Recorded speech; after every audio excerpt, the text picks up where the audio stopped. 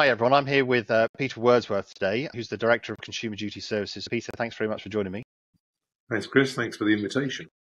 So I thought I wanted to talk, given the fact that I know some of your background, we've worked together before in the past, particularly around the debt advice sector. I'll just get a bit of your view around what's happening in that sector, particularly with the economics or the economy and what's going on in the economy at the moment. I think the problem we're facing into as far as debt advice is concerned is the demand, the supply in terms of the financing. We've had the MAP's new approach to financing or the funding, the change of that, the changing of the guard there. We've had the historical sort of players losing their funding, so we've seen funding coming out of step change and pay plan, and them having to moving to a new model. And that has meant, I think, is causing some stress in the market in that they have, step change in particular has done a lot of sort of nominal negative accounts, advice and support for clients there. And it's how you support those solutions for those people, those negative budgets are really the problem, I think, at the moment. I think supply is always a problem. I know MAPS is consulting at the moment about what it does going forward. And I do think there's got to be a longer term solution for how we get that debt advice out there. I think we're still finding our way a bit. I think they've shaken things up a bit. Yeah. And I think we need to just have a look at what the longer term solution is. What struck me when we both heard Sheldon Mills talk, and it was just almost like the depth of the market. You mentioned the depth of the market there, and so we're facing into this economic stress that's going on in the country, but there's only so much you can do from a telephony point of view. And he almost pointed towards digital debt advice, and the supply of debt advice in the market just doesn't match the demand for it, which just seemed like it was huge, right? And even he was talking about, well, are there alternatives in places where we can have alternative solutions, trying to get the supply up and those kind of things. Do you think that's the kind of the direction? Because it feels like there's quite a shortfall in terms of at least what he was saying. Yeah, and I think he's right. And I think organisations are very much playing into that digital debt advice space. I think there's a lot of innovation in there. I think actually it's a really exciting time in terms of there is a recognition that we need technology to meet the demand and to meet the expectations of customers. Customers want to interact in a different way now. Most of them want to be able to access on their mobile phones. A lot of people are maybe moving away from wanting to have a long conversation with people. The ease of upload of documentation and things like that over the mobile phones, and also a lot of work still to be done in terms of making that transition to digital, but also making it understandable. We've seen some of the excellent work in that area with some of the innovators in that space who've been looking at clarity of communication. Because I think digital has a huge part to play, but it still feels like it's got a long way to go before it can meet until it can really effectively substitute a lot of the traditional sort of debt advice provision. So I do think technology is beginning to play an increasingly important part in meeting the demand. It's interesting how it's changing and changing very quickly. I do think the demand piece was interesting, and obviously this is on the back of Consumer Duty going in last year, which obviously that you're close to as well in your new role. What do you think the impact has been? I mean, when it came in like July last year, are we done, or is there more kind of to do? I know the answer to that, the way you're even smiling. But so, what do you think the impact's been, and what do you think the impact's going to be going forward? It's been a huge shift in the market, hasn't it? I thought it was innovative, brave, and I thought the move to an outcomes-focused regulatory approach was really welcome, and rather than a prescriptive, detailed sort of form ticking and everything else. I think it's challenging for people because it's a different way of approaching regulation. But I think it has started. I think it was Churchill who said, "This isn't the end, but it might be the end of the beginning."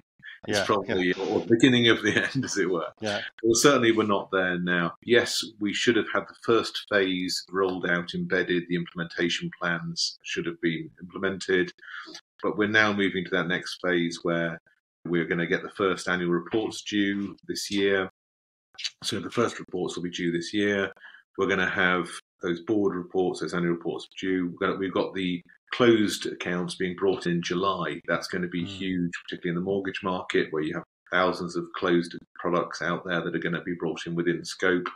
So I think that's going to be key. And we're going to find other areas where people haven't necessarily been focused on at the moment. We're talking a lot to the FCA about IVAs and the interaction between IVAs and consumer duty. So there's no doubt in my mind that it's really evolving, and it's also evolving in terms when you speak to the FCA, they are still clearly thinking about how they best roll this out, other areas where they need to perhaps be able to provide some clarification on.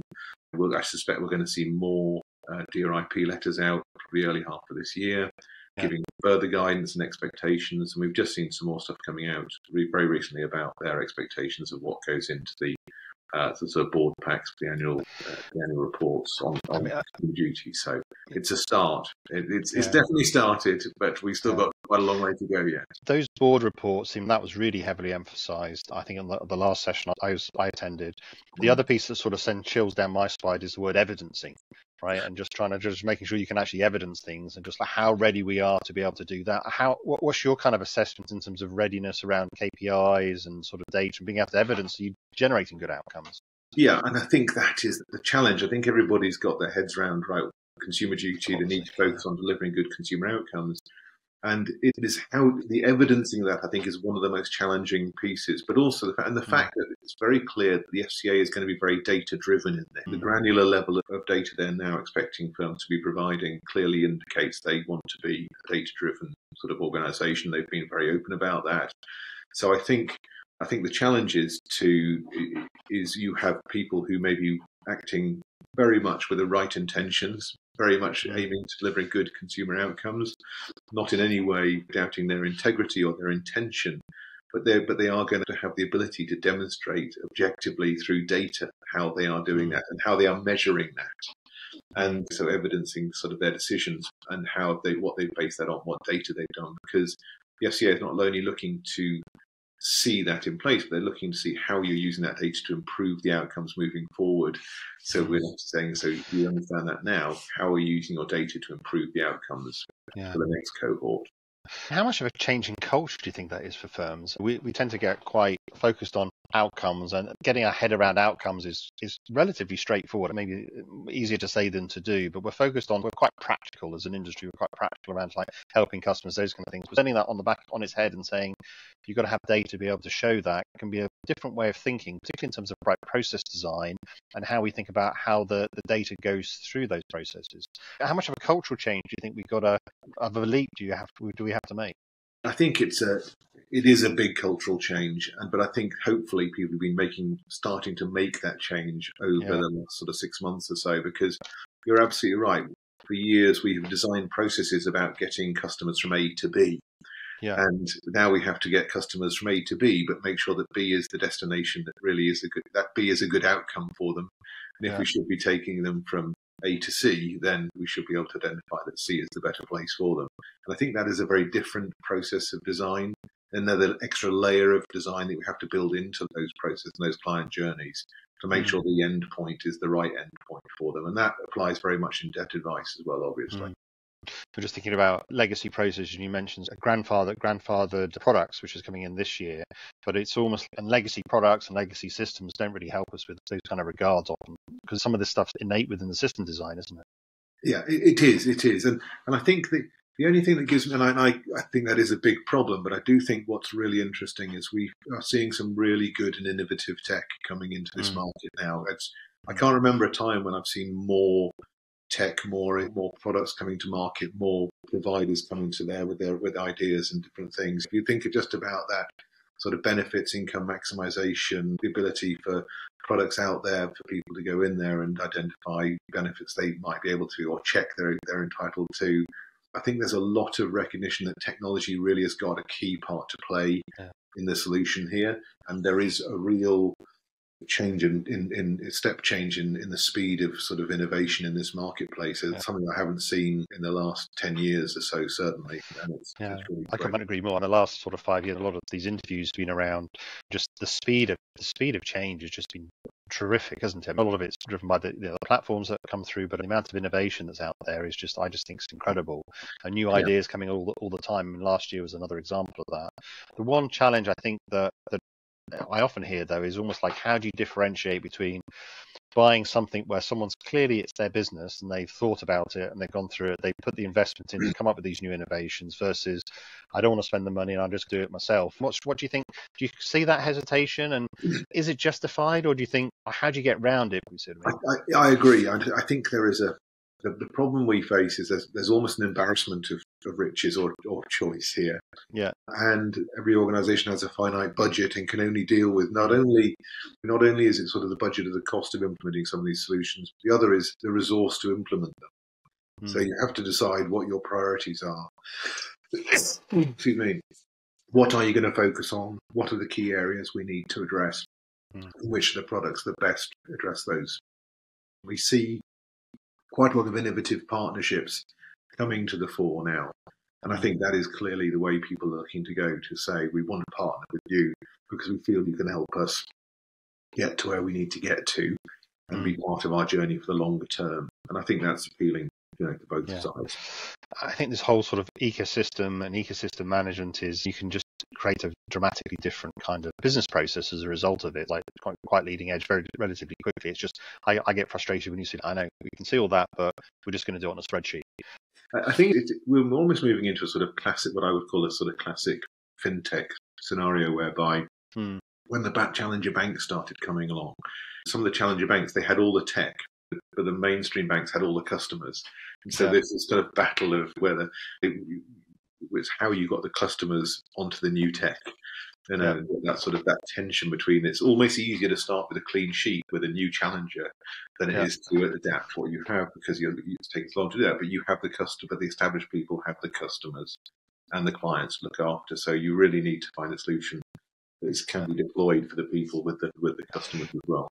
Yeah, very good. So I want to change tack a little bit, and obviously, just with your background around insolvency in particular, talk a bit about that insolvency process, and particularly in reference around debt advice, IVAs, DROs, etc. And there was some new, I think the latest study came out that was talking about IVA starting to see a decrease, insolvency or bankruptcy seem to be relatively flat, but DROs are increasing. I don't know if you had a view of that. You must have seen it in terms of what's going on. And I know we had a lot of changes in the IVA market last year. Yeah, I think we're definitely seeing a sort of a bit of a hiatus in the IVA market. There are a significant number of factors to play, and I think it's true. There are a number of factors at play here. There's been some very significant changes to the way funding has taken place. We've seen for quite a long time, historically, there's been significant funding and investment in this market that has driven a lot of the growth. And that was funding a lot of introducer firms, etc. And we were seeing a lot of customers coming into the process via that route. Then we had the FCA ban on introducers, and we've seen some changes in the marketplace there. That's definitely had an impact. I think we haven't seen all of that. That's changed the route into market for people coming into the IVAs. People are finding different ways of routing people in there, but there has certainly been an adjustment. There's had to be an adjustment in terms of how people attract people into that IVA space. There is also a lot more, I think, focus in terms of this market. So I think we've now seen the Insolvency Service starting to investigate historical allegations of overselling, and they're looking at that very carefully. So I think the whole market is going through a bit of an adjustment where it's saying, okay, there's a change going on here. How do we get this into a better place? And I think that's actually really welcome, because I think the IVAs have always been a very good solution, and I think they lost their way a bit, some in terms of certainly their reputation, and I think a lot of people got disengaged with them, a lot of creditors have got disengaged with them. And I think that there's now a wind blowing that I haven't felt for maybe over 10, 15 years, whereby there's a desire on behalf of both IPs and creditors and regulators to address some of the issues we've got without, we're not going to get primary legislation. We know we're not going to fix it through that. But I do think there is a desire to look at this and say, okay, how do we get some of these things, how do we get the IPA market to work better than it does at the moment? Yeah. Do you think we've got the right set of solutions? I'm particularly talking around England and Wales here, but have we got the right set of solutions for people in financial difficulty, particularly in terms of insolvency type solutions or regulated solutions, as an example? Do we have the right kind of suite, or do we need other kind of solutions? That's often talked about. And I suppose then there's the other following question, which is, if we do have the right sets of solutions, was the IVA almost like an imbalance where too many people go into one solution rather than really having the right solution picked for them, which is part of the kind of review that's going on underway? Yeah, I think there's a review going on whether IVAs were over promoted. That will run its course, and I don't really want to opine on that. I think if there are lessons to be learned, there are lessons to be learned from it. And I think, but I think that there are. I think the range is good in terms of IVAs, DROs, bankruptcies. The only thing that's missing to my mind is potentially a statutory debt management plan solution, which I think was a missed opportunity. But there were issues around lack of flexibility, etc., that we've talked about. But I do think that potentially a flexible statutory debt management plan would be a helpful addition, just in terms of setting out the parameters of what can be done with interest charges, things like that. But giving debtors that sort of statutory protection whilst they were in the plan and abiding by the plan, just as they do within the IVA. Because they have that protection within the IVA, but not within a sort of a debt management plan currently. So I do think that was a missed opportunity, but it may not have been completely disappeared over the horizon. It may reappear. We shall see. I'm just my question was just I suppose looking in the context of economic stress that's going on for people, and just making sure that we do have the right kind of suite to help people out, knowing that there's potentially a supply and demand kind of issue, but there's also making sure you've got pumping people through to the right solutions as well, and making sure then people are getting on those solutions. Yeah, look, I honestly believe that the problem is not so much about the products that are available. I think, as I've identified, it's about making sure we get the right people into the right products. I think Consumer Duty is extremely helpful in that regard. One of the things we've been talking a lot to both the Insolvency Service and the FCA most recently about is that interaction between IVA voting and Consumer Duty. Because we know there's not going to be any private legislation because there'll be no parliamentary time, and the Insolvency Service review concluded it wasn't going to be pushing at this time for any private legislation changes. So, the way forward here with the overlay of Consumer Duty is to getting the creditors reviewing and voting in an informed way. And if we can achieve that, and so I think that will be hugely helpful in terms of, because I think we have an issue currently whereby the IPs feel that some of their IVAs which they put forward are not being supported when perhaps they represent a very good outcome for the consumers, and there's frustration on that behalf. There's a bit of stress around how equity is treated currently within the market, and some of the IPAs are not even being promoted because they know they're outside of parameters for certain voting agents. And I think, and also there's a feeling from creditors that they perhaps don't feel empowered to vote against IVAs. The fear of being seen to be unduly unsupportive or unhelpful to their customers. And I think all of that can change if we can start to use some data into that environment.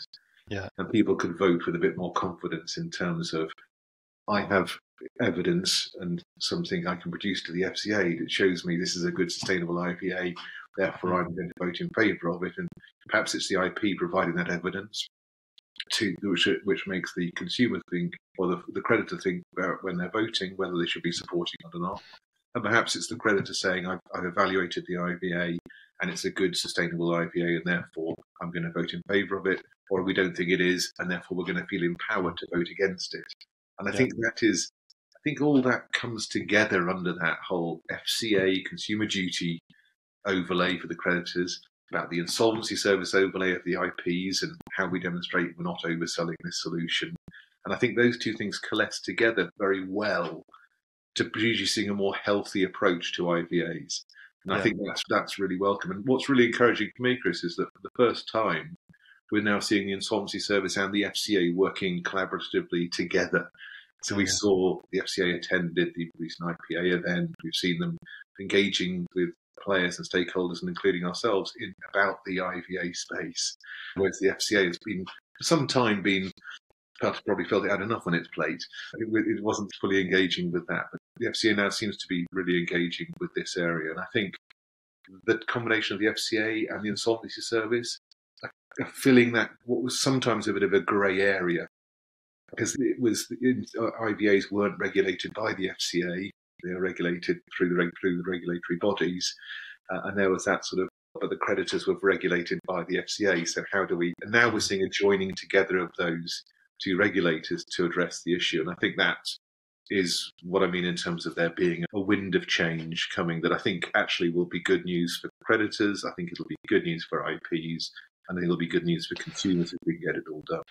The data angle seems quite interesting, just in terms of historically, it was almost like it was a little bit, feels like it was a little bit more hands-off. And I'm sure if you're in the process, it wasn't quite as hands-off when you're dealing with individuals. But from a creditor point of view, it's like it was more of a, you didn't have the time or necessarily the data or the techniques to be able to go down almost down to individual parameters or customer parameters to really decide was that the right decision or not. But it seems like that's an opportunity now in terms of getting access to that information to give much more almost like customized type decisions, whereas people may be a little bit more reliant on almost like policy type decisions before, rather than this is what's right for the customer. And that good customer outcome almost like drives that to a certain extent, plus data. Yeah, and that for us is absolutely fundamental, and I'm sure it accords entirely with the FCA's approach of being a data-driven approach. Yeah. One of the things we're really keen to do is and we've started to do this already, is to look at the actual data and look at what it tells us and how it can inform those decisions. Because I think there's been a paucity of data across DMPs and IVAs historically. It's not been widely accessible.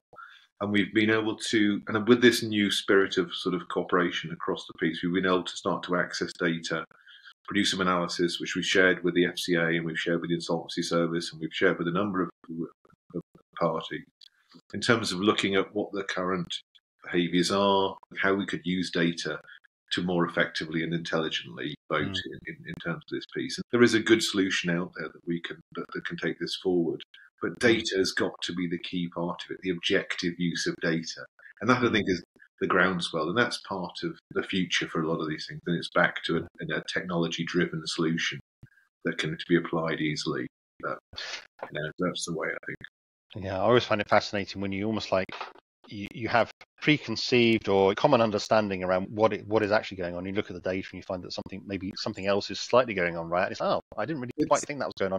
And I don't know if you're getting any of those kind of aha moments as you get into it. Actually, it doesn't quite work the way I think it is, and maybe we got to concentrate on this, right? That's fascinating because especially if it leads to better customer treatment, right? Exactly right. And Chris, you're absolutely spot on. When we started to look at the actual data, it made you realise that some of the widely held preconceptions or views, the data was showing something quite different. Sometimes it is clearly evidence that is happening, but other times it's clearly shown really surprising things. And like data usually does, when you remove all the preconceptions, when you move all opinions, and you just talk about the data and show what that actually says to you and let the numbers talk rather than anybody else view, it's very insightful and very clear. And we have had a number of those aha moments where we've gone, gosh, that is surprising, shall we say. But it's been very, and we continue to gather data and we continue to use data. And we had a conversation with the Insolvency Service and they were really pleased with the level of data we've been able to get access to. And we are grateful for the support that we have from all the people who are providing the data to us, because it is giving a much better and informed and objective understanding of what's going on and how we move things forward positively. And genuinely, for all parties, we are looking at this from the basis of how we make IVAs work. And for IVAs to work, they have to work for creditors, for customers, and for insolvency practitioners. And it's no good. For a long time, I think we've tried to approach this to fix it for creditors or to fix it for IPs, and we've got to have a more holistic approach to this market to make it work. And I do believe that combination of consumer duty services, the insolvency service review, and the market dynamic changing is all coming together to coalesce to make that actually something that can be achieved. I know you at the start of site looking at some of that data, as you say. I'd be interested to see some of the outcomes once they come out. I mean, we'll make sure everyone checks back with you to see what comes out. Really, I think it'll be fascinating for sure. No doubt you'll be talking at some of the conferences later in the year. Yeah, we really hope so. Look, we are one thing to be clear, we're not looking to challenge the current environment. We're not setting up in competition with anybody. We're just trying to facilitate better outcomes here. So I hope that we can be regarded moving forward as non-threatening, supportive, and that we would very much welcome. And we've shared this information with the Insolvency Service, with the FCA. We've shared it with a number of the voting agents already, some of the creditors. We're not trying to be very secretive about this, but we do want to get the information and the data out into the market, and we do want people to understand what's actually going on and what the opportunities are to make things better. So we would really welcome the chance to talk about those at events this year, because I think we will have a very compelling data pool in terms of what is actually going on, and some ideas about how we. I'm all for aha moments, sort of as you see the data coming up. So it's fascinating. Where do you think we go from here in terms of, we've come a long way, as you said, right at the top.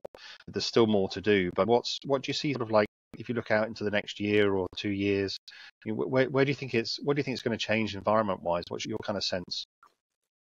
I think I'd like to feel that we would move to a much more data-driven. I think we are going to have a much more data-driven approach, because I think that's what the regulators are going to demand, and I think that's what's going to be delivered. And I think that need for data and that need for evidence is going to drive a much more technology-enabled, much more fleet-of-foot sort of environment. And I think that we will see the way people receive their debt advice change. That's already beginning to happen.